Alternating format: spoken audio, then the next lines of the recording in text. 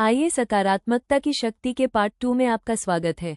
अब हम पहुंच गए हैं उस हिस्से पर जो सबसे ज्यादा व्यवहारिक है, वो तकनीकें जिन्हें आप सचमुच इस्तेमाल कर सकते हैं अपने दिमाग को नए सिरे से प्रशिक्षित करने के लिए। शुरुआत करते हैं सबसे बुनियादी कौशल से, कॉग्निटिव रिफ्रेमिंग। कॉग्निटिव रिफ्रेमिंग का मतलब है कि आप अपने स्वतः उत्पन्न होने वाले विचारों को सचेत रूप से देखें और उनके लिए वैकल्पिक, संतुलित व्याख्याएं चुनें। हमारा दिमाग लगातार घटनाओं की व्याख्या करता रहता है और यही व्याख्याएं, घटनाएं नहीं, तय करती हैं कि हम कैसा महसूस करेंगे और कैसे प्रतिक्रिया देंगे। एक उदाहरण लें, मान लीजिए आपने अपने दोस्त को एक संदेश भेजा और कई घंटों तक जवाब नहीं आया। आपका दिमाग तुरंत यह सोच सकता है, वो मुझे नज़रअंदाज कर रहे हैं, शायद वो मुझसे नाराज हैं, मैंने कुछ गलत किया होगा। ध्यान दीजिए यहाँ क्या हुआ। आपने एक सामान्य घटना, संदेश का जवाब न आना, को एक नकारात्मक कहानी में बदल दिया। आपका दिमाग खाली जगहों को सबसे बुरी संभावना से भर देता है। यह वही है जो दिमाग स्वचालित रूप से करता है, खासकर तब जब आपने वर्षों तक नकारात्मक सोच का अभ्यास किया हो। कॉग्निटिव रिफ्रेमिंग का मतलब है रुकना और पूछना, इसके और क्या संभावित कारण हो सकते हैं? शायद वो मीटिंग में हो, शायद उनका फोन बंद हो गया हो, शायद वो किसी तनावपूर्ण स्थिति से गुजर रहे हो और जवाब देने का समय न मिला हो, शायद उन्होंने देखा हो लेकिन ध्यान भटक गया हो। दर्जनों संभावनाएं हो सकती हैं जिनका आपसे कोई लेना देना नहीं। मुख्य बात यह है कि आप खुद से झूठ नहीं बोल रहे या कृत्रिम पॉजिटिविटी नहीं बना रहे। आप बस ये स्वीकार कर रहे हैं कि आपकी पहली व्याख्या जरूरी नहीं कि सच ही हो। आप अपने मन को वैकल्पिक संभावनाओं के लिए खोल रहे हैं जो उतनी ही या उससे भी अधिक वास्तविक हो सकती हैं। एक और उदाहरण लें, आपने ऑफिस में प्रस्तुति दी और एक व्यक्ति ऊब गया दिखा और फोन देखने लगा।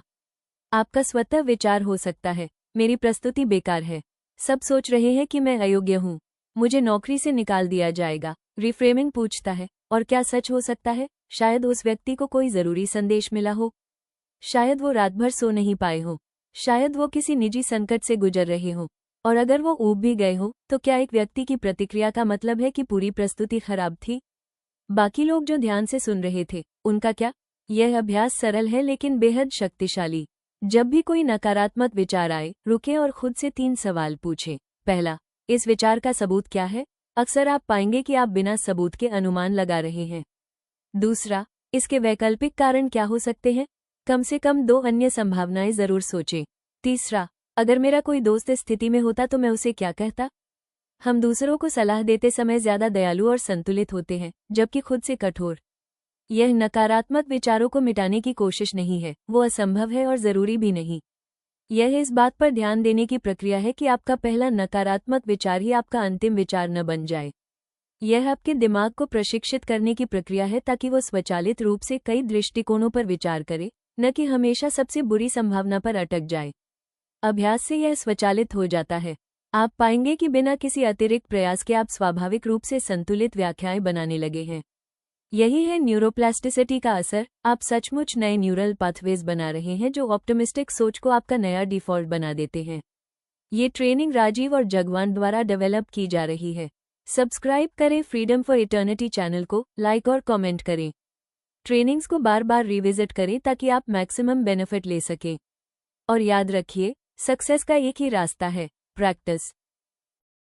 तकनीक #2 माइंडफुल अवेयरनेस प्रैक्टिस। वर्तमान में खुद को स्थिर करना। माइंडफुलनेस मेडिटेशन कोई फैशन ट्रेंड नहीं है, ये स्ट्रेस कम करने और ऑप्टिमिज्म बढ़ाने का सबसे ज्यादा साइंटिफिकली प्रूवन तरीका है।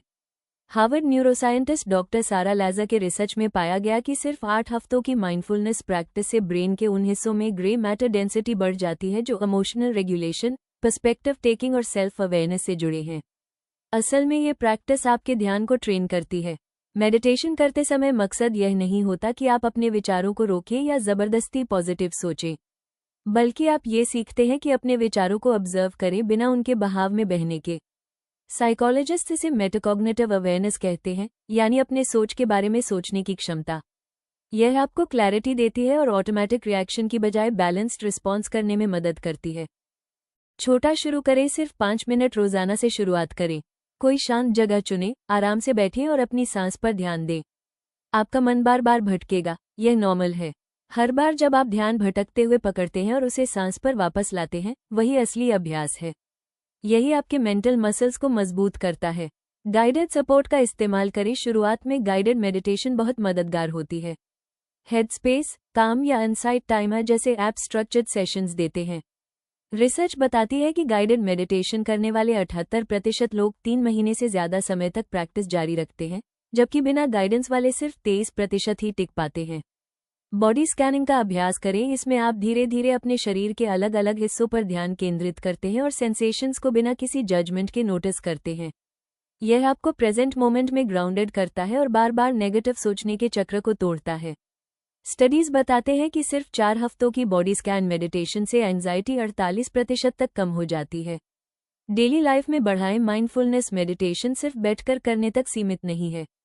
रोजमर्रा की एक्टिविटीज को भी माइंडफुलनेस मोमेंट्स बनाया जा सकता है, जैसे माइंडफुल ईटिंग, माइंडफुल वॉकिंग या बर्तन धोना। मकसद है हर एक्टिविटी में पूरी तरह प्रेजेंट रहना।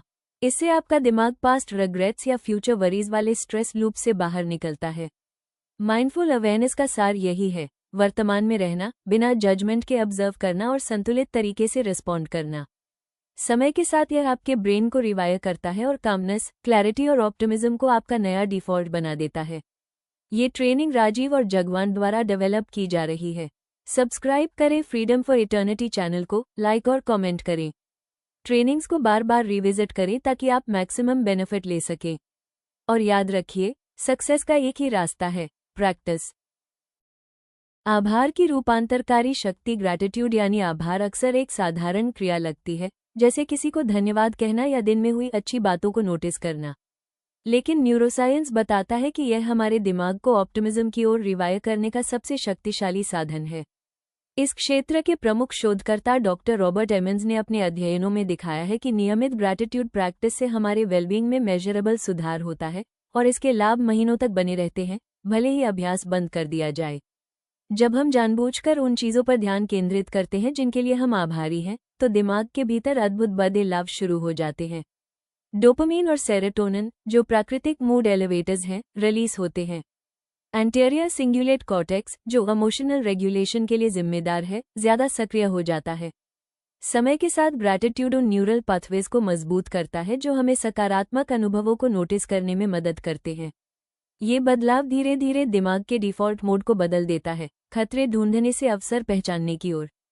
कुछ सरल अभ्यास इस ट्रांसफॉर्मेशन को जीवन में उतार सकते हैं। उनमें से एक है 3 ब्लेसिंग्स एक्सरसाइज। हर शाम 3 अच्छी बातें लिखें जो दिन में हुई, चाहे वे कितनी भी छोटी हों, और साथ ही लिखें कि वे क्यों हुई। ये क्यों बहुत ज़रूरी है। ये साधारण सूची को एक रिवायरिंग एक्सरसाइज में बदल देता है। उदाहरण के लिए, मैंने सारा के साथ अच्छा लंच किया क्योंकि मैंने उसे शेड्यूल करने के लिए रीच आउट किया। यह आपके एजेंसी और कंट्रोल की भावना को मजबूत करता है। एक और शक्तिशाली अभ्यास है ग्रैटिट्यूड लेटर्स लिखना। ये पत्र उन लोगों को लिखे जाते हैं जिन्होंने आपके जीवन पर सकारात्मक प्रभाव डाला, लेकिन जिन्हें आपने कभी ठीक से धन्यवाद नहीं कहा। इसमें आप स्पष्ट रूप से लिखते हैं कि उन्होंने क्या किया और उसका आप पर क्या असर पड़ा। इससे न केवल आप उन्हें सम्मान देते हैं, बल्कि अपनी एप्रिशिएशन की भावना को भी गहरा करते हैं। डॉक्टर मार्टिन सेलिग्मैन के शोध से पता चलता है कि सिर्फ एक ग्रैटिट्यूड लेटर भी 3 महीने तक खुशी बढ़ा सकता है, और अगर आप वो पत्र वास्तव में पहुंचाते हैं तो इसका असर और भी ज्यादा होता है। अंत में, मॉर्निंग ग्रैटिट्यूड रिचुअल आपके दिन की शुरुआत का स्वर तय कर सकता है। फोन देखने से पहले रुकें और 3 चीजें पहचानें जिनका आप इंतजार कर रहे हैं। यह आपके दिमाग को समस्याओं की बजाय सकारात्मक अनुभवों की तलाश के लिए तैयार करता है। इसे 3 गहरी सांसों के साथ जोड़ें, जिससे पैरासिम्पैथेटिक नर्वस सिस्टम सक्रिय होता है और दिन के लिए एक शांत, आशावादी आधार बनता है। इस तरह ग्रैटिट्यूड केवल एक क्षणिक भावना नहीं है, यह एक अभ्यास है, एक अनुशासन है और रेजिलियंस की ओर जाने वाला साइंस बैक्ड रास्ता है।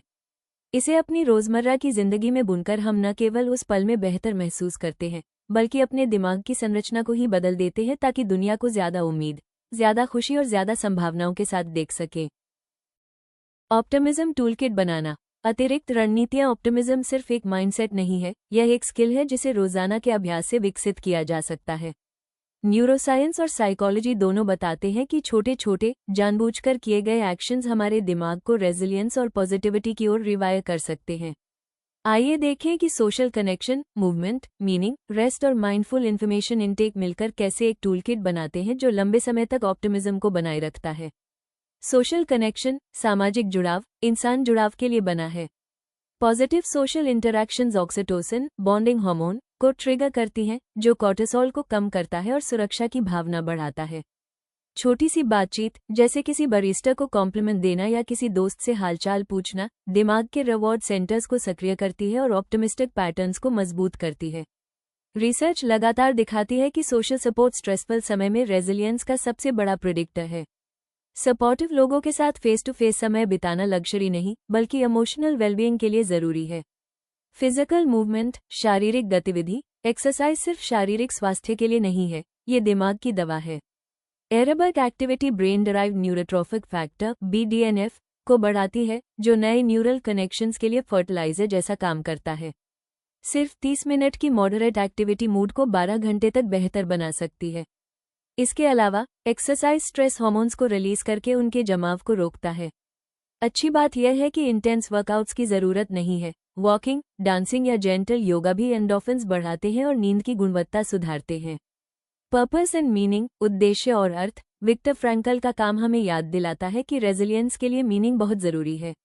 जब रोजाना के काम बड़े उद्देश्य से जुड़ते हैं तो ऑप्टिमिज्म खिलता है। अपने कोर वैल्यूज पर विचार करना और एक्टिविटीज को उनसे अलाइन करना साधारण कामों को भी मीनिंगफुल बना देता है। वॉलंटियरिंग, मेंटरिंग या किसी कॉज में योगदान देना दिमाग के रिवॉर्ड पाथवेज को सेल्फ फोकस्ड कामों से कहीं ज्यादा सक्रिय करता है। पर्पस ड्रिवन जीवन पॉजिटिव इमोशंस और होपफुल आउटलुक का स्थायी स्रोत बनाता है। स्लीप ऑप्टिमाइजेशन, नींद का अनुकूलन। क्वालिटी स्लीप ऑप्टिमिज्म के लिए अनिवार्य है। नींद के दौरान दिमाग पॉजिटिव मेमोरीज को कंसोलिडेट करता है और इमोशनल एक्सपीरियंसेस को प्रोसेस करता है। स्लीप डेप्रिवेशन नेगेटिव इमोशंस को 60% तक बढ़ा देता है और पॉजिटिव इमोशंस की पहचान को कम कर देता है।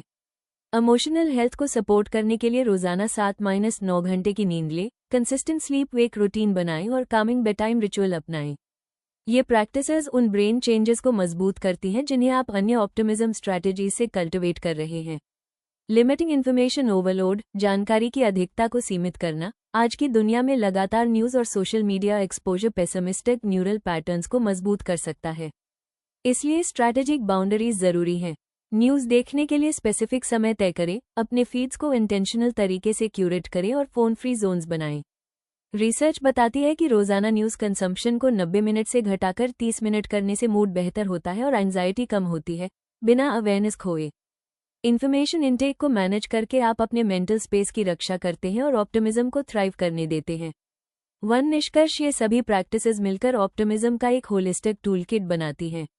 Social bonds, movement, meaning, rest और माइंडफुल बाउंड्रीज मिलकर दिमाग को रीशेप करते हैं, रेजिलियंस को नर्चर करते हैं और जीवन को उम्मीद, खुशी और संभावनाओं की ओर ले जाते हैं। आपका 30 दिन का ऑप्टिमिज्म चैलेंज स्थायी बदलाव की ओर एक व्यवहारिक मार्गदर्शिका। बदलाव रातों रात नहीं होता, लेकिन इसमें बहुत लंबा समय भी नहीं लगता। हैबिट फॉर्मेशन पर किए गए शोध बताते हैं कि लगातार 30 दिनों तक अभ्यास करना नए न्यूरल पाथवेज बनाने के लिए पर्याप्त है। ये चैलेंज एक व्यवहारिक रोड मैप है, इतना स्ट्रक्चर्ड कि बदलाव ला सके और इतना जेंटल कि लंबे समय तक निभाया जा सके। हर सप्ताह पिछले सप्ताह पर आधारित है, जो आपको स्टेप बाय स्टेप एक ज्यादा आशावादी माइंडसेट की ओर ले जाता है। सप्ताह 1, नींव बनाना, जागरूकता। पहला सप्ताह अवेयरनेस पर केंद्रित है। आप एक थॉट जर्नल रखना शुरू करते हैं, जहां आप रोजाना 5 मिनट तक अपने नकारात्मक विचारों को बिना किसी जजमेंट के लिखते हैं। इसके साथ ही हर सुबह 5 मिनट की गाइडेड मेडिटेशन आपको केंद्रित करती है और रात को सोने से पहले 3 ग्रैटिट्यूड्स लिखना आपके ध्यान को सकारात्मकता की ओर मोड़ता है। इस सप्ताह का लक्ष्य है अपने वर्तमान थॉट पैटर्न्स की बेसलाइन अवेयरनेस बनाना। सप्ताह 2, सक्रिय अभ्यास रिफ्रेमिंग। जागरूकता स्थापित होने के बाद दूसरा सप्ताह रिफ्रेमिंग पर जाता है। मेडिटेशन और ग्रैटिट्यूड जर्नलिंग जारी रखें, लेकिन अब कॉग्निटिव रिफ्रेमिंग जोड़ें। हर नकारात्मक विचार के लिए 2 वैकल्पिक व्याख्याएं लिखें। यह अभ्यास आपके दिमाग को समस्याओं की बजाय संभावनाएं देखने की आदत डालता है। रोजाना 20 मिनट की माइंडफुल वॉक आपको वर्तमान में ग्राउंडेड करती है। साथ ही एक मीनिंगफुल सोशल कनेक्शन, जैसे फोन कॉल, कॉफी डेट या वीडियो चैट, शेड्यूल करें। ये याद दिलाता है कि ऑप्टिमिज्म जुड़ाव में फलता फूलता है। सप्ताह 3, एकीकरण विस्तार। तीसरे सप्ताह में आप अपने अभ्यास को बढ़ाते हैं। मेडिटेशन को 10 मिनट तक बढ़ाएं, जिससे आपकी शांति गहरी हो। किसी ऐसे व्यक्ति को ग्रैटिट्यूड लेटर लिखें जिसने आपके जीवन पर सकारात्मक असर डाला है, भले ही आप उसे भेजें या न भेजें। अब आप रियल टाइम में खुद को पकड़ना शुरू करते हैं। नकारात्मक विचार आते ही उन्हें रिफ्रेमिंग करना, सिर्फ जर्नल में नहीं। साथ ही एक ऐसी एक्टिविटी चुनें जो आपको पर्पस से जोड़ती हो, जैसे वॉलंटियरिंग, मेंटरिंग या अपने मूल्यों के अनुरूप कोई काम, और उसे इस सप्ताह शेड्यूल करें। अंत में एक मीडिया बाउंड्री तय करें, जैसे दिन की पहली और आखिरी घंटा फोन से दूर रहना, ताकि आपका मेंटल स्पेस सुरक्षित रहे। सप्ताह 4, स्थायित्व और योजना। अंतिम सप्ताह सस्टेनेबिलिटी पर केंद्रित है। आप पिछले सभी अभ्यास जारी रखते हैं, लेकिन अब अपने वीक 1 के जर्नल एंट्रीज को रिव्यू करते हैं। देखें कि आपके थॉट पैटर्न्स कैसे बदले हैं। पहचानें कि कौन से अभ्यास सबसे लाभकारी लगे और उन्हें लंबे समय तक बनाए रखने का संकल्प लें। हैबिट्स को मजबूत करने के लिए ट्रिगर्स बनाएं, जैसे कॉफी के बाद मेडिटेशन करना या बिस्तर पर ग्रैटिट्यूड जर्नल रखना। और सबसे महत्वपूर्ण, अपनी प्रोग्रेस का जश्न मनाएं। ये चैलेंज का अंत नहीं है, बल्कि एक ऑनगोइंग ऑप्टिमिज्म प्रैक्टिस की शुरुआत है। प्रगति, पूर्णता नहीं। याद रखें, एक दिन का अभ्यास छूट जाने से आपकी प्रोग्रेस मिटती नहीं। न्यूरल चेंज कंसिस्टेंसी से आता है, परफेक्शन से नहीं। अगर कोई दिन छूट जाए तो अगले दिन बिना सेल्फ जजमेंट के फिर से शुरू करें। सेल्फ कंपैशन खुद में एक ऑप्टिमिस्टिक प्रैक्टिस है। 30 दिनों में आप सिर्फ ऑप्टिमिज्म का अभ्यास नहीं करेंगे, आप अपने दिमाग को इस तरह रिवायर कर देंगे कि वो अवसरों को नोटिस करे, ग्रैटिट्यूड को अपनाए और रेजिलियंस को विकसित करे। ये चैलेंज आपको एक उज्जवल, अधिक आशावादी जीवन की ओर कदम बढ़ाने का निमंत्रण है। आपका आशावादी भविष्य अभी शुरू होता है। आने वाला रूपांतरण। अब आपके पास ऐसे व्यवहारिक और विज्ञान समर्थित साधन हैं जो आपके दिमाग को मूल रूप से ऑप्टिमिज्म के लिए रिवायर कर सकते हैं। ये कोई खोखले वादे या विशफुल थिंकिंग नहीं है। ये एविडेंस बेस्ड टेक्निक्स हैं जो लगातार अभ्यास करने पर मेजरेबल बदलाव लाती हैं। आपके दिमाग की न्यूरोप्लास्टिसिटी का मतलब है कि आप पेसिमिस्टिक डिफॉल्ट्स में फंसे नहीं हैं। हर बार जब आप किसी नकारात्मक विचार को रिफ्रेम करते हैं, हर माइंडफुल सांस लेते हैं, हर ग्रैटिट्यूड को एक्नॉलेज करते हैं, आप सचमुच नए पाथवेज बना रहे होते हैं जो ऑप्टिमिज्म को और स्वाभाविक और ऑटोमैटिक बना देते हैं। ये यात्रा टॉक्सिक पॉजिटिविटी या वास्तविक समस्याओं को नज़रअंदाज करने के बारे में नहीं है। ये रेजिलियंस, संतुलित दृष्टिकोण और मानसिक लचीलापन विकसित करने के बारे में है, ताकि आप जीवन की चुनौतियों का सामना बिना ओवरवेल्म्ड हुए कर सकें। ऑप्टिमिज्म नाइव नहीं है, ये रणनीतिक है। ये चुनाव है कि आप अपने मन को सीमाओं की बजाय संभावनाओं पर, हार की बजाय विकास पर केंद्रित करें। सबसे सशक्त सच्चाई ये है, आपके मानसिक हैबिट स्किल्स हैं, कोई स्थायी गुण नहीं। और स्किल्स केवल अभ्यास से बेहतर होती हैं। अगले 30 दिनों में आपका प्रयास जुड़ता जाएगा, मोमेंटम बनाएगा और आपको आगे ले जाएगा। अब आप सिर्फ सर्वाइव नहीं कर रहे, आप थ्राइव करने की क्षमता बना रहे हैं। आज ही कदम उठाएं, सही समय का इंतजार न करें। अभी एक अभ्यास से शुरुआत करें। आज रात 3 चीजें लिखें जिनके लिए आप आभारी हैं और क्यों वे हुई। कल सुबह फोन देखने से पहले 5 मिनट गाइडेड मेडिटेशन करें। इस सप्ताह एक नकारात्मक विचार नोटिस करें और उसे 2 वैकल्पिक दृष्टिकोणों से रिफ्रेम करें। जैसा कि एरिस्टोटल ने कहा था, हम वही हैं जो हम बार बार करते हैं। उत्कृष्टता कोई एक्ट नहीं, बल्कि एक हैबिट है। आपका आशावादी दिमाग जागने का इंतजार कर रहा है।